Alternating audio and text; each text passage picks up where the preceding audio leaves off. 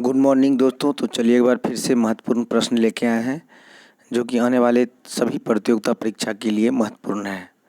तो आज जो है फिर से इस क्वेश्चन को आप देखिए और आंसर लगाइए और कितना सही हो पा रहा है इसका मूल्यांकन जो है ज़रूर कीजिएगा, क्योंकि इसमें सभी क्वेश्चन भी आए हैं और आने की संभावना 100% है। तो चलिए सेट लगाते हैं। उससे पहले आप लोगों से रिक्वेस्ट है कि बहुत सारे दोस्त चैनल को सब्सक्राइब नहीं किए हैं तो प्लीज़ सब्सक्राइब कर लें और दोस्तों को भी शेयर करें, क्योंकि आप ज़रूर सपोर्ट कीजिएगा तभी चैनल चल पाएगा। तो आपसे रिक्वेस्ट है कि चैनल को सब्सक्राइब कर लें और दोस्तों को शेयर करें और अभी लाइक कर दें।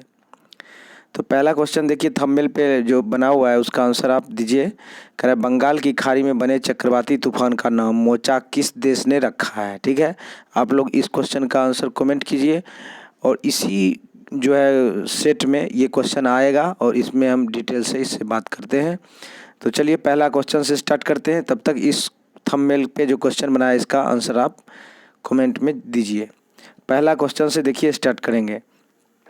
कह रहा है कि इंडियन आर्मी ने किस पद के और इंडियन आर्मी ने किस पद और ऊपर के सभी अफसरों की एक समान वर्दी लागू की है, यूनिफॉर्म। तो आंसर इसका क्या हो जाएगा? आंसर हो जाएगा ब्रिगेडियर। ऑप्शन नंबर ए हो जाएगा। यानी ब्रिगेडियर रैंक से जितने भी ऊपर के अधिकारी होंगे उन सभी में एक समान वर्दी यूनिफॉर्म लागू की जाएगी। ध्यान रखिएगा, यह फैसला आर्मी कमांड्स के द्वारा मीटिंग में ली गई है। ध्यान रखने की बात है कि इससे पहले जो है रेजिमेंट के आधार पर वर्दी होती थी, लेकिन अब ब्रिगेडियर से ऊपर जितने भी होते हैं, major general, lieutenant general, general, CDS, field marshal, इन सभी की वर्दी एक तरह की होगी। यह नियम जो है अगस्त 2023 से लागू होगी। ध्यान रखिएगा, अगस्त 2023 से लागू होगी। वर्तमान समय में आर्मी चीफ कौन है? तो जनरल मनोज पांडे। ध्यान रखिएगा, जनरल मनोज पांडे। तो इसका आंसर क्या हो जाएगा? ब्रिगेडियर रैंक से ऊपर के अफसरों की एक समान वर्दी जो है यूनिफॉर्म लागू होगी। ऑप्शन नंबर ए हो गया। नेक्स्ट क्वेश्चन देखते हैं। इस क्वेश्चन से रिलेटेड जितने भी बात में होगा इम्पोर्टेंट बताऊंगा, जो कि एग्जाम के लिए महत्वपूर्ण जो है और जानना भी ज़रूरी है, क्योंकि क्वेश्चन को घुमा के क्वेश्चन वहाँ पूछा जाता है। आप अगर पूरी तरह से नहीं जानेंगे तो क्वेश्चन नहीं बन पाता है। तो चलिए दूसरा क्वेश्चन देखते हैं। कह रहा है कि आरबीआई का गोल्ड रिजर्व बढ़कर मार्च 2023 तक कितना हो गया है। रिजर्व बैंक ऑफ इंडिया के द्वारा जो है, रिजर्व बैंक ऑफ इंडिया के द्वारा गोल्ड को रिजर्व करके रखा जाता है। तो कह रहा है मार्च 2023 तक कितना हो गया है। तो आंसर इसका हो जाएगा 794.64 मीट्रिक टन। ऑप्शन नंबर क्या हो जाएगा? बी हो जाएगा इसका आंसर। तो इतना हो चुका है। ध्यान रखने की बात है ये कि कुल विदेशी मुद्रा भंडार का मात्र यह 7.8% है। ध्यान रखिएगा, कुल विदेशी मुद्रा भंडार का 7.8% है।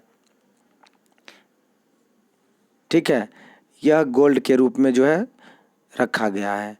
कहने की बात यह है कि सोना को सुरक्षित और सबसे आरक्षित मुद्रा माना जाता है, इसलिए दुनिया भर के जो केंद्रीय बैंक होते हैं वो सभी के सभी सोना पे ज़्यादा बल देते हैं और ख़रीद कर रखते हैं।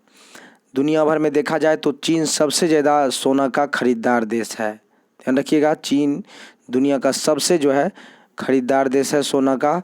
तो इस क्वेश्चन का आंसर हो जाएगा 794.64 मीट्रिक टन सोना जो है मार्च 2023 तक बढ़कर हो गया है।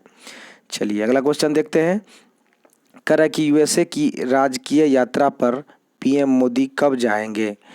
यूएसए की राजकीय यात्रा पर नरेंद्र मोदी जाने वाले हैं। तो कब जाने वाले हैं? तो आंसर हो जाएगा 22 जून 2023। ऑप्शन नंबर इसका ए हो जाएगा। 22 जून 2023 को भारत और अमेरिका के रिश्ते को मजबूत करने, साथ ही टेक्नोलॉजी एवं डिफेंस से संबंधित जुड़ी बहुत सारी मीटिंगें होती है या डील होती है, उन सभी पे जो है बातचीत होगी। साथ ही इस यात्रा का जो आयोजन होगा और इसकी जो बैठक होगी वहाँ व्हाइट हाउस में होगी। ध्यान रखिएगा, मोदी और जो बाइडेन की यह तीसरी मुलाकात होगी, जो इस पे नज़र है कि कौन कौन सी डील हो सकती है। तो ध्यान रखिएगा, यूएसए की राजकीय यात्रा पे जाएंगे 22 जून 2023 को। आंसर नंबर ए हो गया। नेक्स्ट क्वेश्चन कह रहा है कि आईसीसी ने अप्रैल महीने का men's player of the month किसे चुना है। बहुत वीवीआई क्वेश्चन है। आंसर इसका क्या हो जाएगा? तो आंसर हो जाएगा फखर जमान, ऑप्शन नंबर बी हो जाएगा। आईसीसी ने अप्रैल महीने में जो है men's player of the month चुना है, तो आंसर नंबर क्या हो जाएगा? फखर जमान, ऑप्शन नंबर बी हो गया। ध्यान रखने की बात है कि आईसीसी की जो स्थापना हुई थी 15 जून 1909 को, इसका मुख्यालय कहाँ है आईसीसी का? तो दुबई में है, यूएई के दुबई शहर में है। आंसर नंबर इसका बी हो गया। नेक्स्ट क्वेश्चन देखते हैं, इससे संबंधित अगला क्वेश्चन देखेंगे। कह रहा है किस भारतीय औद्योगिक समूह ने म्यांमार पोर्ट का मालिकाना हक बेच दिया है? बहुत वीवीआई क्वेश्चन है। औद्योगिक समूह ने क्या किया कि भारतीय औद्योगिक समूह ने म्यांमार पोर्ट खरीदा था और यानी अपना मालिकाना हक जो है वह बेच दिया है। आंसर क्या हो जाएगा? तो आंसर हो जाएगा अडानी, ऑप्शन नंबर क्या हो जाएगा? डी हो गया। अडानी ने म्यांमार पोर्ट को खरीदा था और उन्हें क्या किया तो वो बेच दिया है। अब बात यह है कि बेची क्यों गई, तो हालांकि म्यांमार में जो है सैनिक शासन बहुत दिन से लगी हुई है, जिसके कारण यूरोपीय देश के साथ साथ बहुत सारे देशों ने यहाँ पे बैन लगा दिया था और इस तरह से इस पोर्ट पे ज़्यादा कमाई नहीं हो रही थी। इसलिए जो है अडानी समूह ने क्या किया, यह 30 मिलियन में बेच दी गई। यानी कहने की मतलब यह है कि अपनी जो इसकी लागत थी उससे 12 करोड़ रुपये का नुकसान सहकर इस पोर्ट को बेचना पड़ा। ध्यान रखने की बात यह है कि यहाँ जो है सैन्य शासन के कारण इस जगह पे क्या हुआ था, तो ज़्यादा आवागमन नहीं थी और इसके कारण नुकसान हो रहा था और दुनिया भर के देश ने इसे प्रतिबंध लगा दिए थे। ध्यान रखिएगा अडानी ग्रुप के जो चेयरमैन है वो गौतम अडानी है, तो आंसर नंबर इसका डी हो जाएगा, ऑप्शन नंबर डी। बहुत वीवीआई क्वेश्चन है, अगला देखते हैं। कह रहा है कि रक्षा मंत्रालय ने प्रादेशिक सेना यानी टेरिटोरियल आर्मी के किस रेजिमेंट की महिला अधिकारियों को एलओसी पर तैनात करने की मंजूरी दे दी है? रक्षा मंत्रालय के द्वारा प्रादेशिक सेना जिसको बोलते हैं। आंसर क्या हो जाएगा? तो आंसर हो जाएगा engineering regiment, option number B हो गया। जो भी इंजीनियरिंग रेजिमेंट होंगे उसकी महिला बटालियन को भी एलओसी पे तैनात किया जाएगा। ध्यान रखिएगा रक्षा मंत्रालय, जो रक्षा मंत्री अभी वर्तमान में राजनाथ सिंह हैं, उन्हीं के द्वारा ये जो है बात कही गई है, यानी इस तरह से एलओसी पे तैनात करने की मंजूरी उन्होंने दे दी है। ध्यान रखिएगा कि प्रादेशिक सेना यानी टेरिटोरियल आर्मी जो है उन्हें वेतन जो है हमेशा नहीं दिया जाता है। कहने का मतलब जब वो ट्रेनिंग पे होगा या सेवा में उसे बुलाया जाता है तभी उसे वेतन या जो भी कुछ भत्ते दिए जाते हैं, बाकी समय में उन्हें नॉर्मल कोई भी वेतन नहीं दी जाती है। तो ध्यान रखिएगा आंसर हो जाएगा इसका इंजीनियरिंग रेजिमेंट को एलओसी पे तैनात की मंजूरी दे दी है। किसके द्वारा? तो रक्षा मंत्रालय के द्वारा ये मंजूरी दी गई है, यानी रक्षा मंत्री राजनाथ सिंह के द्वारा। चलिए अगला क्वेश्चन देखते हैं। कह रहा कि राष्ट्रपति द्रौपदी मुर्मू ने वर्ष 2023 में कितने वीरता पुरस्कार यानी शौर्य चक्र और कीर्ति चक्र प्रदान किए हैं? बहुत इंपॉर्टेंट है। 2023 में द्रौपदी मुर्मू के द्वारा कितने शौर्य चक्र और कीर्ति चक्र प्रदान किए गए हैं? बहुत वीवीआई क्वेश्चन है, ध्यान रखिएगा। आंसर इसका क्या हो जाएगा? तो आंसर हो जाएगा 37, ऑप्शन नंबर डी हो जाएगा। टोटल 37 दिए गए हैं। ध्यान रखिएगा कि राष्ट्रपति के द्वारा 8 कीर्ति चक्र और 29 जो है शौर्य चक्र। ध्यान रखिएगा 8 शौर्य कीर्ति चक्र और 29 शौर्य चक्र, इन सभी को मिला के टोटल 37 जो है वीरता पुरस्कार प्रदान किए गए हैं। किसके द्वारा? तो राष्ट्रपति द्रौपदी मुर्मू के द्वारा 2023 को। अगला क्वेश्चन देखते हैं। कह रहा है कि आसियान समुद्री अभ्यास के दौरान किस पड़ोसी देश ने जासूसी जहाज तैनात कर दिए और इंडियन नेवी को ट्रैकिंग सिस्टम बंद करना पड़ा? आंसर इसका क्या हो जाएगा? ध्यान रखिएगा आंसर हो जाएगा चीन, ऑप्शन नंबर बी हो गया। आसियान समूह का जो कहने का मतलब अभ्यास चल रहा था, इसी बीच जो क्या किया कि पड़ोसी देश चीन ने अपनी जासूसी विमान को वहां पे तैनात कर दिया, जिसके कारण इंडियन नेवी का जो ट्रैकिंग सिस्टम था उन्होंने क्या किया, बंद कर दिया। यह आसियान की जो अभ्यास चल रही थी 2 से 8 मई के बीच सिंगापुर के चांगी नेवल बेस पे हुआ था। ध्यान रखिएगा सिंगापुर के चांगी नेवल बेस पे। और चीन जो है समुद्री अभ्यास को डिस्टर्ब करना चाहता था। कहने का मतलब हमेशा ही चीन जो है अपने पड़ोसी देश को जो है खींचना यानी टांग अड़ाना चाहता है हर एक मुद्दे पे। तो इस तरह से जो भारत ने अपनी निगरानी और ऑटोमेटिक आइडेंटिफिकेशन सिस्टम जो होता है उनको बंद कर दिया ताकि जो है चाइना वाले इसको डिटेक्ट ना कर सके। तो ध्यान रखिएगा आंसर जो है इसका हो जाएगा बी हो जाएगा चीन। अगला क्वेश्चन देखते हैं, कह रहा है किस पड़ोसी देश में पूर्व पीएम इमरान खान की गिरफ्तारी के बाद हिंसा भड़क गई और लोगों ने आर्मी हेडक्वार्टर पर हमला कर दिया है। बहुत वीवीआई क्वेश्चन है। पाकिस्तान के प्रधानमंत्री का नाम आप जानते हैं, पूर्व प्रधानमंत्री, उनकी गिरफ्तारी हो गई और जिसके कारण जो है उसकी पार्टी जो थी, कहने का मतलब पीटीआई, उसके जो समर्थक थे उन्होंने क्या किया, आर्मी के हेडक्वार्टर के साथ साथ देश के बहुत सारे जो गवर्नर हाउस होते हैं और जो भी इम्पोर्टेंट जगह होते हैं जो सरकारी, उन सब पे जो है हिंसा भड़का दी गई, कहने का मतलब आगजनी की गई और इस तरह से पूरे देश की स्थिति खराब कर दी गई। तो ध्यान रखिएगा पीएम जो है इमरान खान को जो है गिरफ्तारी की गई, किसी, कहने का मतलब किसी घोटाले के चक्कर में इन्हें गिरफ्तार किया गया है और इस तरह से इसके पार्टी का जो पीटीआई के समर्थक इन्होंने क्या किया, पूरे देश की स्थिति को खराब कर दिया। पूरे देश में इंटरनेट बंद है, यानी पाकिस्तान में पूरे इंटरनेट बंद है। देखा जाए तो पाकिस्तान पूरे आर्थिक संकट से जूझ रहा है और यह बहुत खतरनाक स्थिति में है। और अब जो है पाकिस्तान के जो सेना है इसमें भी जो है आपसी झड़प होने लगी है, कहने का मतलब सेना भी अपने अपने गुट में बंटने लगी है। तो स्थिति बहुत नाजुक होती जा रही है। तो इसका आंसर अभी क्या हो जाएगा, तो आंसर क्या हो जाएगा, ध्यान रखिएगा पाकिस्तान, ऑप्शन नंबर सी हो जाएगा। ध्यान रखिएगा ऑप्शन नंबर इसका आंसर हो गया सी। पाकिस्तान के प्रधानमंत्री की गिरफ्तारी के बाद हिंसा भड़क गई और इस तरह से आंसर नंबर सी हो गया। नेक्स्ट क्वेश्चन देखते हैं, कह रहा है कि इंटरनेशनल रिपोर्टिंग कैटेगरी में पुलित्जर पुरस्कार 2023 के विजेता का नाम बताएं। आंसर क्या हो जाएगा, तो ध्यान रखिएगा आंसर हो जाएगा द न्यूयॉर्क टाइम्स के कर्मचारी, ऑप्शन नंबर सी हो जाएगा। ठीक है, इंटरनेशनल रिपोर्टिंग कैटेगरी में पुलित्जर पुरस्कार 2023 के विजेता का जो नाम बताएंगे तो द न्यूयॉर्क टाइम्स के कर्मचारी को दिया गया है। ध्यान रखिएगा क्योंकि इन्होंने क्या किया था कि रूस और यूक्रेन के बीच जो युद्ध हुआ था तो उस समय रूस ने यूक्रेन पे आक्रमण किया था और यूक्रेन का एक बूचा शहर है जहाँ पे कि यूक्रेनी आदमियों की मौत हो गई थी और उससे संबंधित रिपोर्टिंग कर रहे थे वहाँ के पत्रकार।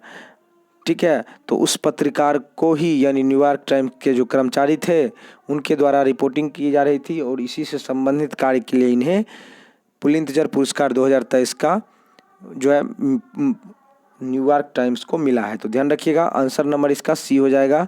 द न्यूयॉर्क टाइम्स के कर्मचारी को पुलित्जर पुरस्कार 2023 के विजेता घोषित किया गया है। अगला क्वेश्चन कह रहा है कि पब्लिक सर्विस कैटेगरी में पुलित्जर पुरस्कार 2023 के विजेता का नाम बताएं। पब्लिक सर्विस कैटेगरी में तो आंसर क्या हो जाएगा, तो आंसर इसका हो जाएगा एसोसिएट प्रेस के कर्मचारी। जो एसोसिएट प्रेस के कर्मचारी हैं उन्हें भी क्या किया गया, पुलित्जर पुरस्कार 2023 के विजेता घोषित किए गए हैं। तो आंसर नंबर क्या हो जाएगा, इसका ए हो जाएगा। चलिए अगला क्वेश्चन देखते हैं, करा कि मियामी ग्रैंड प्रिक्स 2023 के विजेता का नाम बताएं। बहुत वीवीआई क्वेश्चन है, ध्यान रखिएगा। मियामी ग्रैंड प्रिक्स 2023 के विजेता का नाम क्या है, ध्यान रखिएगा आंसर हो जाएगा मैक्स वेरस्टेपेन। ध्यान रखिएगा यह फार्मूला रेस जो होता है यह कार रेस है और यह सर्जियो पेरेज को हराकर, ध्यान रखिएगा मैक्स वेरस्टेपेन ने सर्जियो पेरेज को हराकर यह मियामी ग्रांड प्रिक्स 2023 को जीत लिया है। तो आंसर इसका क्या हो जाएगा, ए हो जाएगा, ऑप्शन नंबर ए।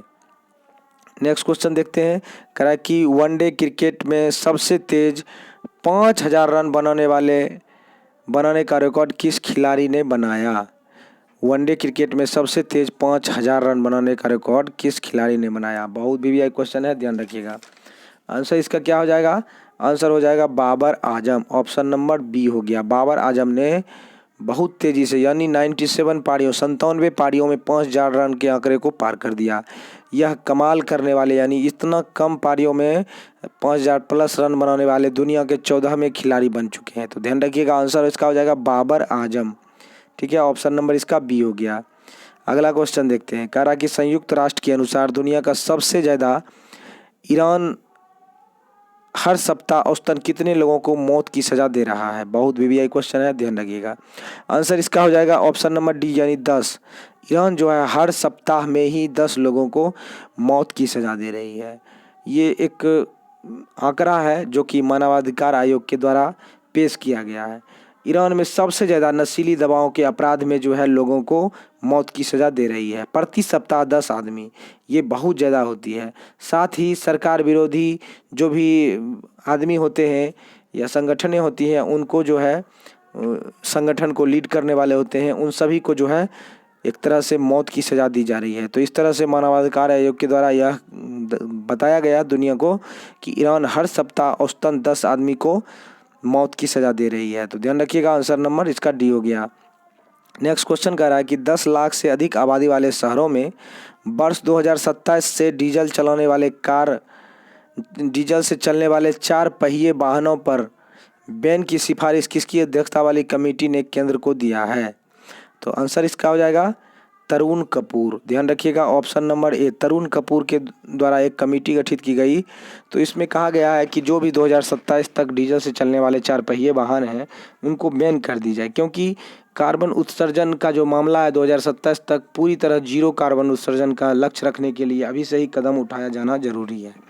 ठीक है, इसमें कहा गया है कि 27 तक जो है 10 लाख से अधिक आबादी वाले शहरों को डीजल से चलने वाले जितने भी कार हैं उन पे बैन कर दिया जाएगा, और साथ ही इलेक्ट्रिक और गैस से चलने वाली जो इंजन होती है उसमें इसको बदल दी जाएगी।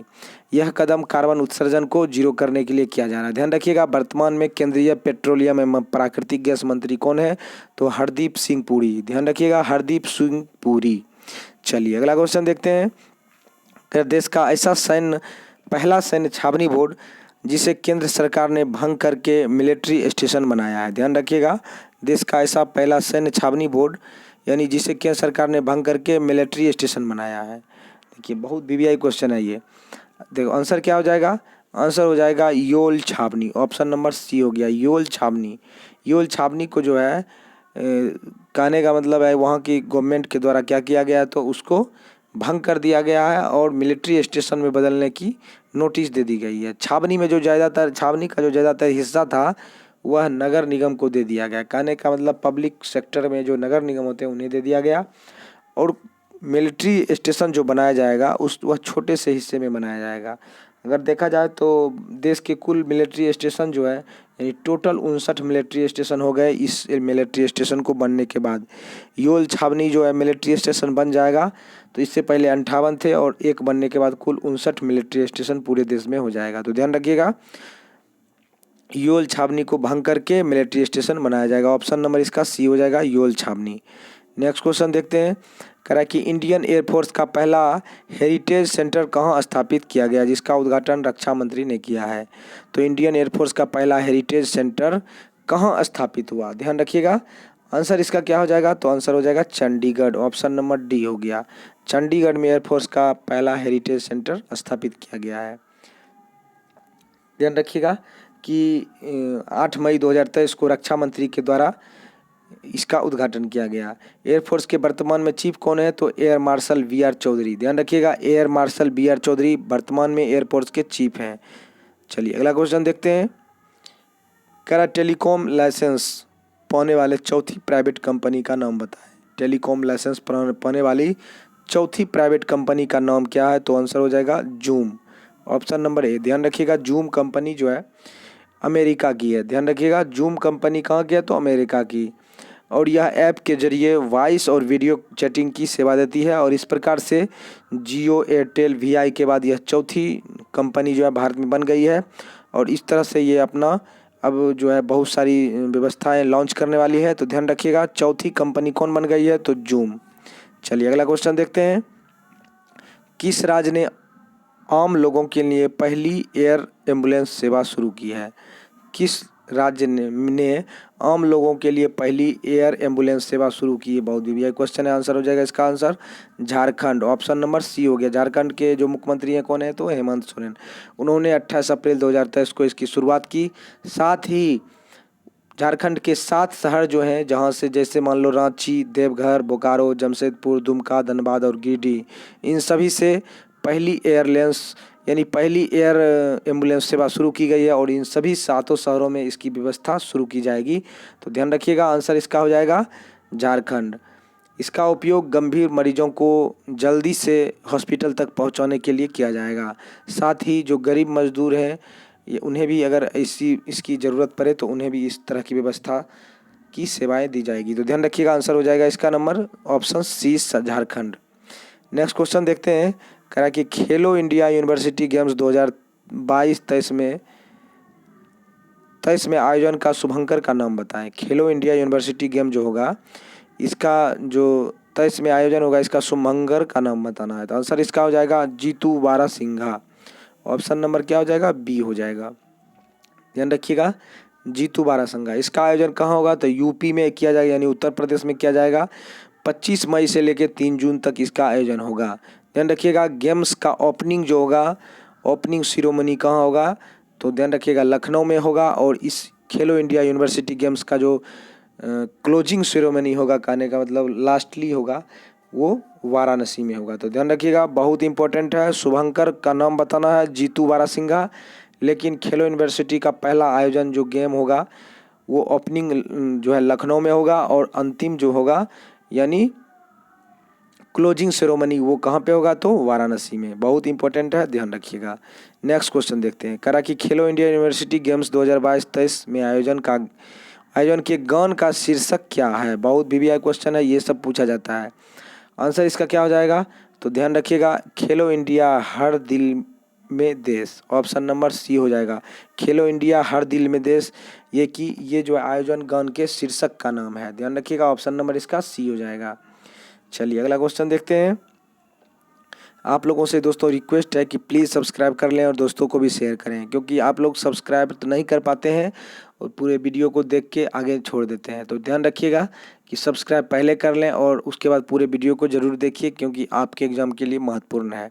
चलिए अगला क्वेश्चन देखते हैं। केंद्र सरकार ने किस वर्ष के गणतंत्र दिवस परेड के मार्चिंग, दास्ता, झांकी और सांस्कृतिक कार्यक्रमों में सिर्फ महिलाओं को ही शामिल करने का फैसला किया है। ध्यान रखिएगा, तो आंसर इसका क्या हो जाएगा, आंसर हो जाएगा 2024 में। ऑप्शन नंबर सी हो जाएगा। 2024 में जो है केंद्र सरकार ने गणतंत्र दिवस परेड के मार्चिंग, दस्ता, झांकी और सांस्कृतिक कार्यक्रम जो होते हैं उनमें सिर्फ महिलाओं को ही शामिल करने का फैसला किया है। तो 2024 में होगा। ध्यान रखिएगा, रक्षा मंत्रालय के द्वारा यह जो है परेड में शामिल विभागों को जानकारी भी दी गई है और इस तरह से पारा मिलिट्री फोर्स को भी इसकी जानकारी दे दी गई है। तो ध्यान रखिएगा, आंसर कब से होगा, 2024 से कंफर्म हो गया है। नेक्स्ट क्वेश्चन देखते हैं। कह रहा सुप्रीम कोर्ट ने केंद्रीय जांच एजेंसी और पुलिस थानों में सीसीटीवी लगाने की अंतिम सीमा क्या तय की है। बहुत वीवीआई क्वेश्चन है, ध्यान रखिएगा। सुप्रीम कोर्ट ने जो है जांच एजेंसी और पुलिस थानों में भी सीसीटीवी कैमरे लगवाने का अंतिम सीमा तय की है। हालांकि देखा जाए तो ये सीमा जो है, कहने का मतलब 2010 में ही यह फैसला जारी कर दिया गया था सुप्रीम कोर्ट के द्वारा कि सभी जांच एजेंसियां और पुलिस थानों में सीसीटीवी कैमरा लगाया जाए। लेकिन बहुत सारे जगह पे इसका उपयोग नहीं किया गया, यानी इसकी अवहेलना की गई। तो इस प्रकार से सुप्रीम कोर्ट ने इन्होंने सख्त नियम का पालन करने का आदेश दिया। तो आंसर इसका हो जाएगा, अंतिम समय सीमा जो है वह जारी कर दी गई है। आंसर 18 जुलाई को। ऑप्शन नंबर क्या हो जाएगा, बी हो जाएगा। 18 जुलाई को यह अंतिम समय है कि सभी जांच एजेंसियां अपने पुलिस थानों में और जहां भी उसका कार्यालय है उन सभी पे सीसीटीवी कैमरे लगाने की अंतिम सीमा निर्धारित की है 18 जुलाई। तो आंसर क्या हो जाएगा, बी नंबर हो जाएगा। ध्यान रखिएगा। और यह कहने का मतलब है ये अगर सीसीटीवी नहीं लगाते हैं तो उस पर कानूनी कार्रवाई की जाएगी, तो सुप्रीम कोर्ट के नियम का भी उल्लंघन ना हो। तो ध्यान रखिएगा, आंसर हो जाएगा 18 जुलाई। Option number B. अगला क्वेश्चन देखते हैं। भारत के किस खिलाड़ी ने Doha diamond league 2023 javelin throw में पहले चरण में पहला स्थान पाया है।